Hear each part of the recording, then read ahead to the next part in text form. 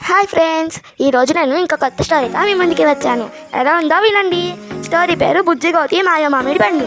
అనగనగా ఒక అడవిలో బుజ్జి అనే కోతి పిల్ల ఉండేది. దానికి మామిడి పండ్లు అంటే చాలా ఇష్టం. ఒకరోజు బుజ్జి చెట్టు మీద ఒక పెద్ద మామిడి పండును చూసింది. అది బంగారు రంగులో మెరిసిపోతుంది. బుజ్జి వెంటనే ఆ పండును కోసుకుందామని చెట్టెక్కింది. అంతలోనే పక్క చెట్టు మీద ఉన్న చిలుక అరిసింది. బుజ్జి, ఆ పండును తినకు, అది మాయా పండు.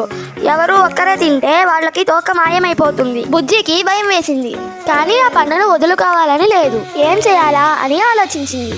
అప్పుడు బుజ్జికి ఒక ఐడియా వచ్చింది. అది తన స్నేహితులు ఉడత, కుందేలు, చిలుక అందరినీ పిలిచింది.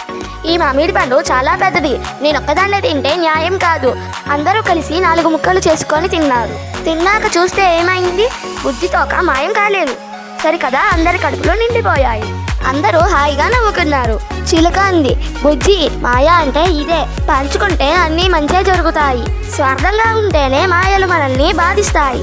ఈ కథలోని నీతి ఏమనగా, ఉన్నది అందరితో పంచుకుంటేనే ఆనందం రెట్టింపు అవుతుంది. మీకు ఈ స్టోరీ నచ్చినట్లయితే లైక్ చేయండి, సబ్స్క్రైబ్ చేయండి, కామెంట్ చేయడం మాత్రం మర్చిపోవద్దు. ఇంకో స్టోరీతో కలుసుకుందాం. Bye bye.